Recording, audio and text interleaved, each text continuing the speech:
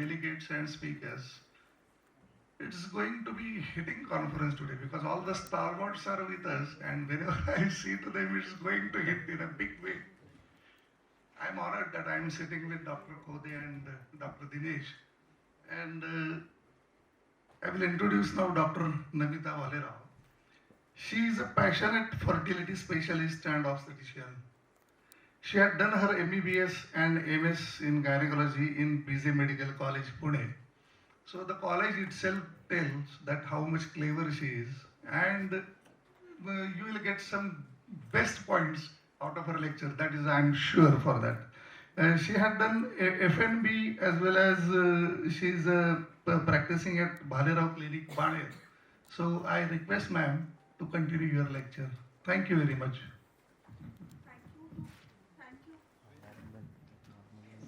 Thank you to BMA once again, and what an esteemed pleasure, privilege, honor, joy this is to be here amongst all of you, all dignitaries, respected chairpersons, and what a platform BMA has created for dynamic and super achieving doctors like us.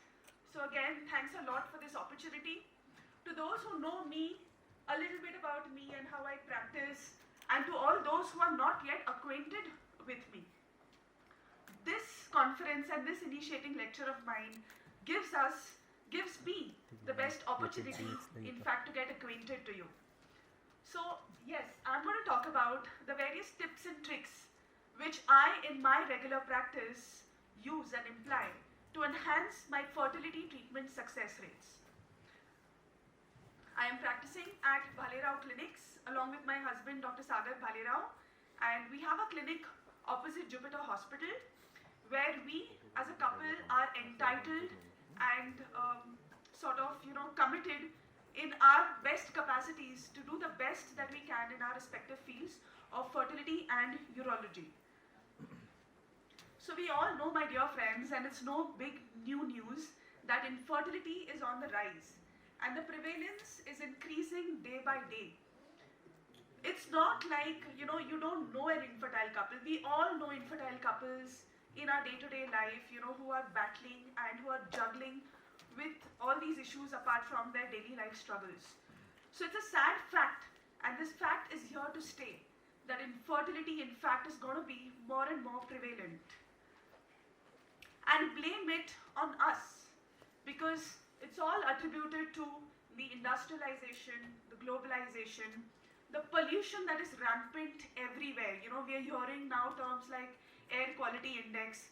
So the air that we inhale, the food that we eat, that we consume, the water that we breathe, the microplastics all around us, the excess food that now we and our children are all exposed to right from the childhood, the epidemic of obesity that is here to stay, the smoking, the illicit sexual relationships which now have are rampant right from a very early age.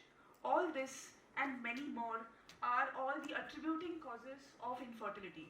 And of course, not to forget our faulty lifestyle, wherein stress, delayed age of conceiving, and microwave radiation exposure, all this has in fact taken a toll on our very delicate and sensitive reproductive system. Now, to begin with, this statement, a little controversial, but I stand by it with all my might and glory. Every gynecologist loves to call themselves a fertility specialist. And why not? Because they are giving letrozole tablets, because they are reviewing sonography reports done by someone else, because they do talk to infertile patients who visit them, because they can read a semen report. But, my dear friends, a hardcore fertility specialist is one who does their own scans and their own sonographies, without which it is not possible to treat your fertility patients in the finest way. So fertility sonographies, that is sonographies or scans done for infertility patients, are to be done by whom? Not by anyone apart from the fertility specialists themselves. Not a radiologist and not even the assistant of the fertility specialist. because when a fertility specialist does the scan, we can obviously extract a lot more information from that scan, like the ovary, the number of follicles, the spread of follicles, the quality of eggs and the quantity of eggs, the uterine architecture, the position of these organs with respect to each other, whether there's a possibility of uterine adhesions. There is so much that you can extract from that one scan, and in fact even document every scan finding, because it is going to help you for taking decisions later on. So when a routine radiologist does a sonography, pardon me, but most of the times all the focus is on just the size of the growing follicle and also the endometrial thickness in millimeters. When I do a scan, I seize it as an opportunity to maximize the output, the maximal information from that scan, like total follicle count, the leading follicle, on Doppler, its vascularity, the other intermediate follicles that are likely to contribute, any periovarian adhesions, the endometrial ecotexture and its implantation potential, and also to differentiate between a multicystic and a polycystic ovary. Also, all of this contributes in individualizing the treatment. Also, let me not forget to mention that scans have to be done by a transvaginal method. Day in, day out, I come across scans which have been not done to the fullest potential, because either it's done by someone else or it's a transabdominal scan. From this image itself, you can clearly make out the difference. In a transabdominal scan, the ovaries appear very blurred. You just get a little bit of an idea about maybe the size of the follicle. But with the transvaginal scan, it's an absolute crystal clear picture. You get to focus the number of follicles, its vascularity, the spread, the stroma. There's so much more to it. So, at my clinic, at Bhalerao Clinics, there are various techniques which are used to tackle infertility. To mention them, one is the natural way, the IUI way, and the IVF way. Natural way. So when we talk to couples who have come to try the natural way, the gist of it, the heart of the consultation is actually a proper effective counseling. It's very imperative to involve the husband also. And at my clinic, I make sure that every scan that I do is actually shown and explained not just to the wife, but to the husband also. Involve him and put some responsibility on his shoulders also. Otherwise, the only take-home message back home for the wife is that she is undergoing treatment and the problem lies in her. Involve the couple. Give them time. Don't make haste. Give them a year. Let them be heard. Don't be very judgmental when you pass, certain statements, because it has a huge impact on their married life, on their family life. Give them an opportunity to speak up, to share their insecurities, which will ultimately reduce their stress. In certain specific situations wherein couples are trying naturally, so for example, when the wife is having a low ovarian reserve or the husband is having a low sperm count, give every couple the comfort, the opportunity and the grace of having the confidence that they can conceive naturally. Give them that confidence, because it's not very cool, it's not very easy for them to move on, immediately accept the fact that they cannot conceive naturally. Also, it's better not to overburden them with too many medicines.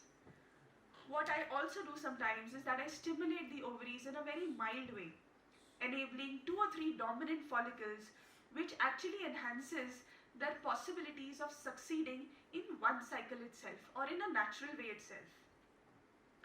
In certain situations wherein the couples are having some coital problems, like the husband is having erectile dysfunction or the wife is having vaginismus, again, boosting their confidence matters.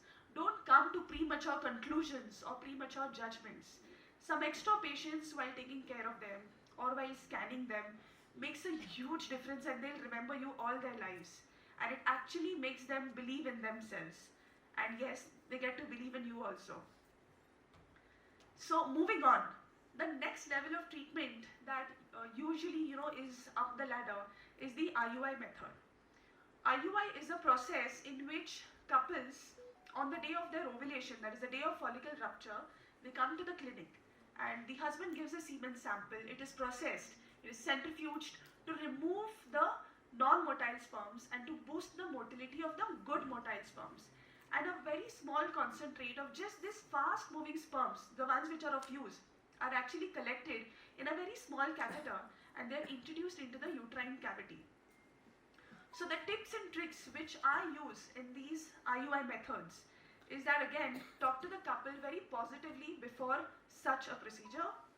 Time your IUIs really well. I have seen cases wherein there was a huge time lag, and again that reduces the impact of the IUI success. So time your IUI really well, as close as possible to ovulation, that is follicle rupture. In fact, take the flexibility of performing some more scans and also counsel them well before in advance. Make sure that you do not ignore the endometrium. That again has to be good so that it is to its implantation best. Use Doppler to roughly find out when the ovulation is going to happen. While you're pushing the semen sample into the uterine cavity, do it very slowly, not hurriedly, because this in fact can elicit cramps and expel the semen sample from the cavity, hence reducing the effectiveness. Good semen preparation by the lab, by the clinic, is also very crucial to reduce the reactive oxygen species. Sometimes it may so happen that IUI has come on a Sunday, and hence, in case if you're not able to do it, always have a teamwork which fulfills that duty, and so that you don't land up unnecessarily preponing or postponing the IUI for your convenience. In case if the husband is having low sperm count, take an extra initiative. Make him give another sample which will in fact give you a larger pool of sperms. And also ensure that proper abstinence is followed before this IUI. So these are short video clips. So the first video is showing a video wherein the sperm motility, the fast progressive motility that is so much necessary for conception through natural ways. So this motility count, progressive motility is good. And this is the other video wherein you can see that there are more dead immotile sperms. He does have sperms, but the count of the progressive motile sperms is less. So what I do is that I don't just hand over reports with numbers written on them to the couple. I always share videos with them of their seminal analysis. This gives them more confidence, more acceptance power, so that they don't live in a phase of ignorance or in a phase of denial. Moving on to the next level of treatment, that is the zenith of our treatment. We call it as IVF, or the test tube baby process. It may be necessary in couples in whom the fallopian tubes are blocked, or certain natural based methods have not worked out for several years, or the ovarian reserve is progressively dwindling, or when the sperm fast motility is too low. The steps of an IVF cycle is that you choose the right cycle.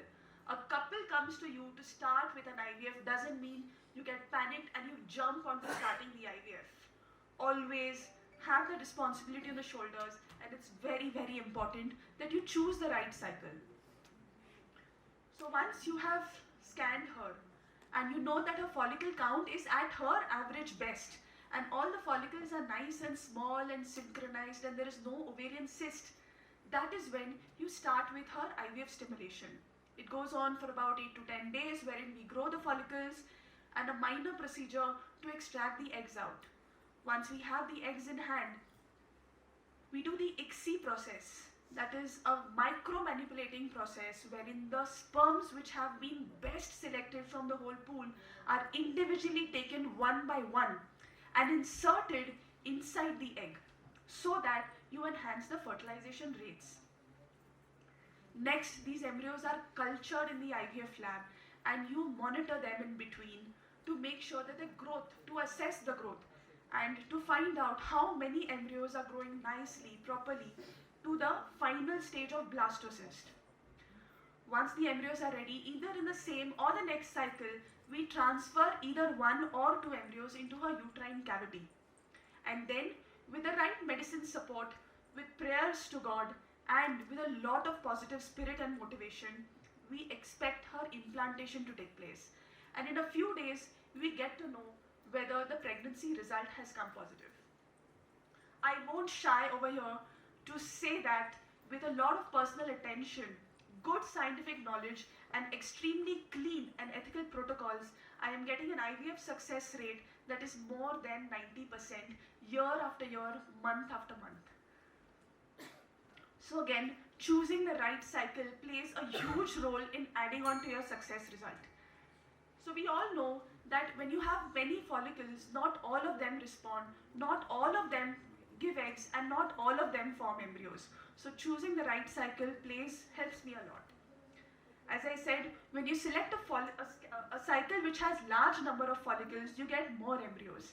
Vis-a-vis, if one of her cycles she has a less follicular count, she's not going to land up with many functional embryos. So go slow. IVF again requires good teamwork. Give time to the couple to correct their metabolic abnormalities. Precise sonographic monitoring by one single person. Proper documentation. Good quality injections which will maintain and enhance her egg quality. Non-compromised IVF lab. Effective communication with the patient and daily updates at every juncture. Proper individualized stimulation protocols. Certain advanced techniques like embryo glue, embryoscope, and laser-assisted hatching have really helped in recent times to zoom ahead in getting success. So this is our ICSI machine, which is the heart of any IVF lab, and a non-compromised establishment such as this in an IVF lab really enhances your success rates. Embryo cryopreservation are certain essential skills which your embryology team should have. Also, proper identification of the patient. So the misconception that is there, that eggs can get mixed and embryos can get mixed, it's a misconception, because a good dedicated embryology team with right protocols and SOPs will never ever land up with mixing of eggs and embryos. Also, it's better not to perform IVFs in batches, because though that may be economical, it really creates a lot of chaos and ultimately reduces your success rates.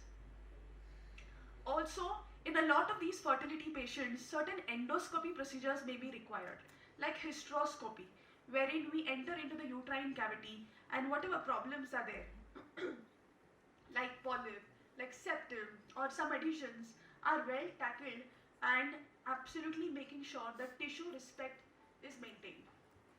Laparoscopy is an additional technique that may be required.